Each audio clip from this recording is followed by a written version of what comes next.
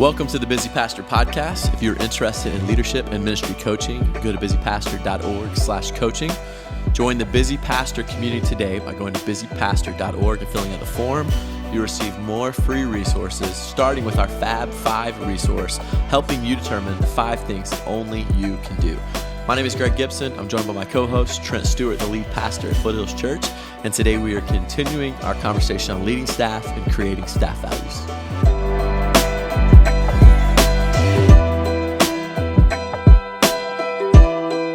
Episode 27 of the Busy Pastor Podcast. Thank you so much for tuning in. Welcome to those who are joining us for the first time. Trent, today we are continuing our conversation on creating staff values. This is an important conversation. It's a fun conversation. Let's begin with the content and again, just give us a quick overview of the staff values here at Foothills Church. Yeah, we want to create behaviors and we want to give direction to build a culture. And so that's why we're creating these staff values. And the first one for us is none of us is as smart as all of us. So the behavior that we're trying to create is collaboration. The second one is do the right thing the right way. And we talked about this in the last episode. The behavior is honor. We want to honor each other. And then thirdly is be proud of it or fix it. And so we want to take ownership for the ministry of the church and not just kind of blame other people or, feel like everybody else is doing it and not me. We want to take ownership. And then number 4 is we play hard and we work hard. And so the behavior is fun. Ministry should be fun. So we want to talk about that today. And then fifthly, what we want to talk about is never stop learning, which the behavior there is development. We want to continually develop. Yeah, and so as you mentioned, episodes 25 and 26 are covering our staff values here. And then today we're jumping into staff value 4 and staff value 5. And so let's talk about value 4, play hard and work hard. Talk about that for a moment here. Yeah, so play hard, work hard. How is your team having fun? I really believe that ministry is fun and it needs to be fun. And we need to create some avenues for our team to have fun. So whether you have one staff member or you have 100 staff members, we need to create in the system and rhythm of the 12-month cycle of a year moments where we're intentionally having fun together. But then also, what are ways and how are ways that you can create fun, throughout the rhythm and the culture of your ministry from week to week. And so one of the things we want to teach is, we want to have fun, but it's not like a frat house where everybody's running around, crazy and having fun constantly and joking and laughing, it's a big party. No, that's not it. We want to have fun in the right way at the right time. And so there's a professionalism there that you want to create in the office and then, in the ministries. But you want to create a way for people to enjoy themselves. And so can we, laugh at each other and just have moments before meetings where we're, have relational time where it is personal and we joke about different things that are happening in our life. But I think playing hard, working hard is just part of what we've always been about as a church because, we work hard and we want that work ethic to be here. People who haven't done well here or, in the future that come here as a staff, like you've got to work hard in order to fit in well here. And that's always been a part of who we are. And so I heard someone say that there's no such thing as a balance in ministry and life. There's not, balance isn't a thing that we can really attain. And so what we want to strive for is just a rhythm. So what is the rhythm? There might be times where you are working, 40 plus hours because it's that season. The fall is kind of a time like that where, school's back in and everybody's coming back to church and so back from vacations. And so that's just a busier time. Maybe other seasons are just super busy. So you're really giving a lot of more energy and time to ministry. But then, built into that rhythm needs to be, okay, I'm taking a week off or, I've had that consistent day off. And so, now we dial it back, and now I'm more in line with what's happening at home or whatever. And so you can't just, put the pedal to the metal all the time. But in the rhythm of in life of the church, you are going to put the pedal to the metal, and it is going to be a heavy focus. That doesn't mean you're neglecting your family or your marriage. It just means that it's requiring more time here, but then you always have to dial it back to be able to then in that rhythm spend some time with family and make sure that development is happening as well. And so, working hard is a part of who we are. We have office hours. Now with COVID, we definitely had a lot of flexibility with that. And it's not like I'm keeping tabs on who is in the office and when they're here and when they're leaving. There's freedom in that because there's a level of trust here. But that trust in that expectation is that guys are going to work, hard, and they are putting in the time to do that. But if I'm noticing that things are way too serious and I'm taking myself too serious and everybody's serious, even though there is a serious mission, at the same time, we want to enjoy each other and we want to enjoy the ministry. And so that really kind of falls on me to be able to create those avenues to do that. Okay, a couple questions regarding this behavior of fun, specifically when it comes to our staff here at FC. So first question is talk for a moment about the rhythms or the things that we are doing here as a staff that when you said having fun the right way at the right time, I think that's a great point. What are some of those things that we're doing to instill this behavior? Well, practically like right now we're doing, like last month, we went to a local place here where there's a bowling arcade game. We ate lunch and we just spent 2 hours there playing and having fun, playing video games. And so, that was just an intentional day to go and to do that. We've got coming up like a staff picnic where we're just going to bring our families, bring our kids. It's a park on the lake. We're going to have fun just hanging out, spending time together. For me personally, what I encourage guys to do too is have people over to your house where you're just hanging, or you're on the lake together, or you're playing ball together, or you're working out together. And so those are things outside of the office that I do with staff members, and then what I hope other guys are doing too with people that are reporting to them, and just kind of creating that fun atmosphere. At our all staff meetings, which are once a month, we go through different seasons, right? So there was a season where I felt like we needed more of this. And so our all staffs, we actually had built in like a 20-minute, 15-minute time where we did something fun, whether it was some kind of game. It was in March, we had a dunk contest, and we brought a basketball goal into the room, and of course we lowered it to like 8 feet, and then we did a dunk contest, and it was funny because obviously not everybody can dunk, but they tried, and it was hilarious, and we just had a lot of fun. And whether it's that or just some kind of trivia game or whatever, that we're just trying to build in like fun. And so we don't do that every staff meeting, but we try to build that in on a consistent basis. Yeah, and I think that's so important to really have a pulse on your staff, knowing when in what season your staff needs more of that and less of that.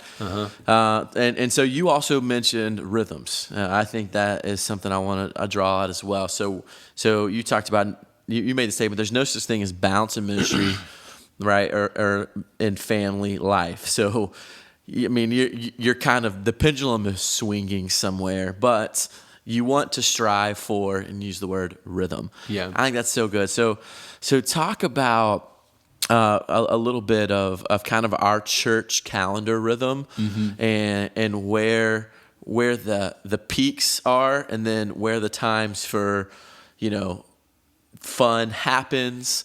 If you're trying to build that in or program that in a little bit. Some of it's just intuition, like you mentioned a moment ago. I think our staff needs it right now. We've been working hard. But when you're looking at the calendar overall, where are you trying to really intentionally place these seasons? And it kind of matches just the intensity of growth peaks in church. So this is kind of normal with every church, So in your August, September, October months, that's where we have seen, and I think where a lot of churches see, more an attendance surge.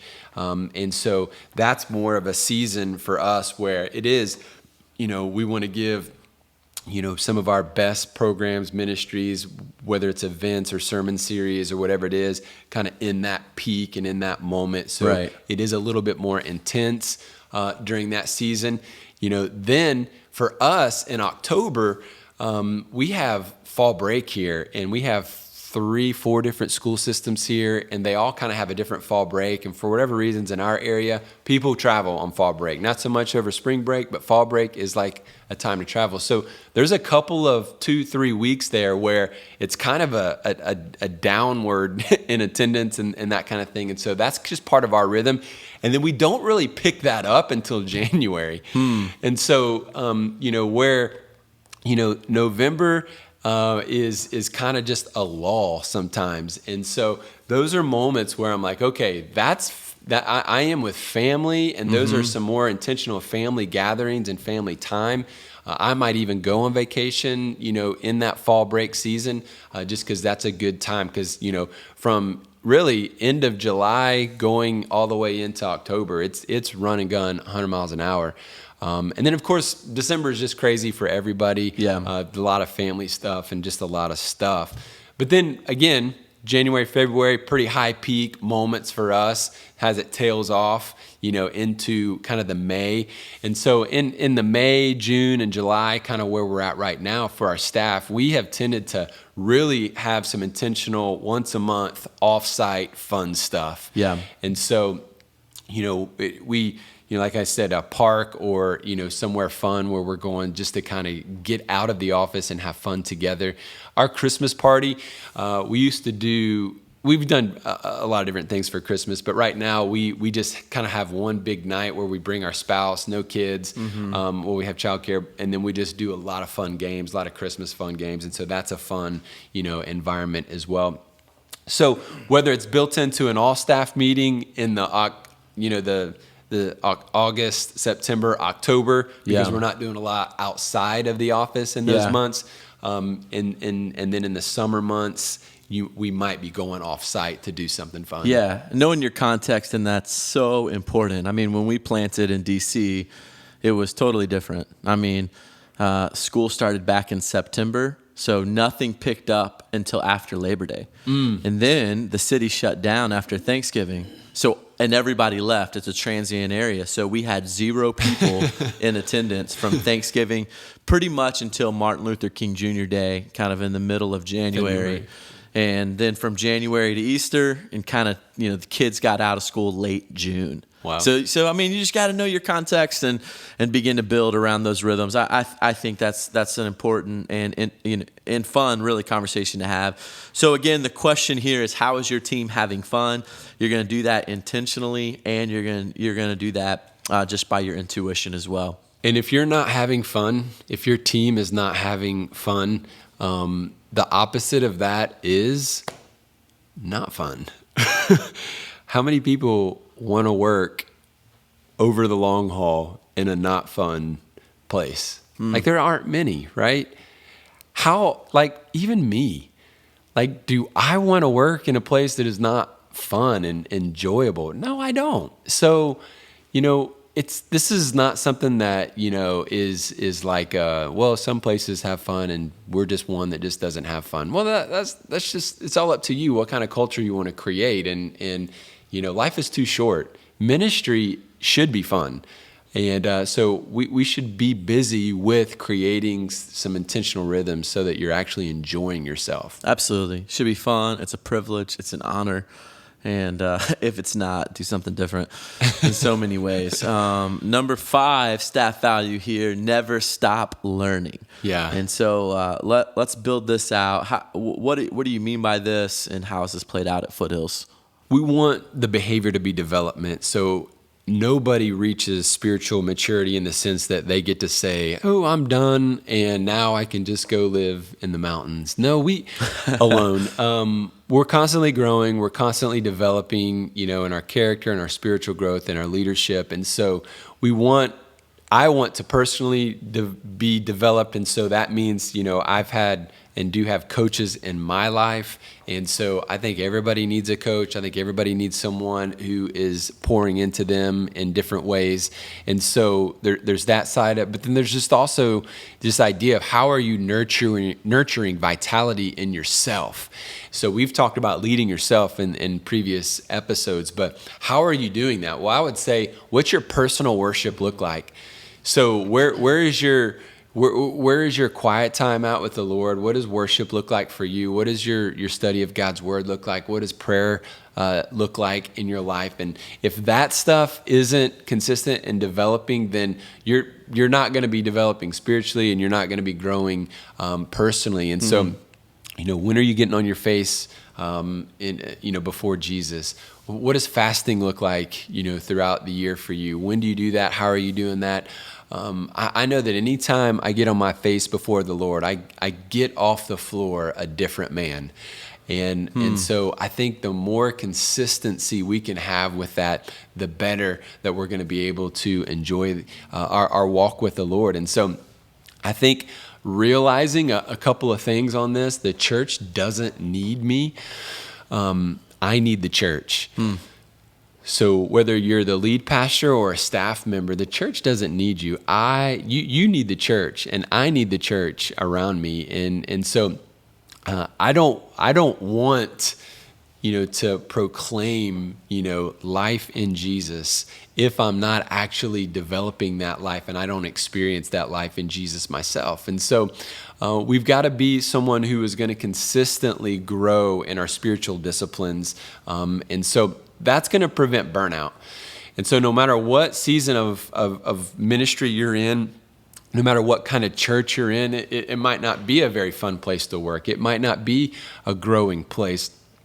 But if your personal worship is growing and strong, it will prevent burnout, and it's going to prevent you from going crazy, because as we pursue Christ, we realize a lot of these things we're going through is Him just refining us and preparing us and growing us. And so I can't speak on that enough, how important it is to develop your personal worship. And so other ways, I've heard this a long time ago, but leaders are readers. And so if you want to grow in your leadership, you want to grow, in your walk with Christ, what are you reading, and how often are you reading, and, maybe what podcast are you listening to? Hopefully, you're sharing the Busy Pastor podcast and helping people grow in that way. But I think we want to focus on being healthy, whether that be personally, spiritually, physically. And so we want to think health before growth. And you won't sustain a healthy ministry if you aren't healthy. And so that is a huge part of why we're doing this podcast. We want pastors to seek health and be healthy. We want them to enjoy their ministry. And it doesn't have to be this, just a negative experience for you. You can grow in that and change that. A coach of mine, Sean Lovejoy, he said this to me. I'll never forget it. He said, the best gift that I can give to my church is a healthy me. And I've just never forgotten that. And I just feel like that is something that as pastors, we forget. We think that we just got to continually to give time, and energy. And it's like, no, the best gift that you can give to them is a healthy you.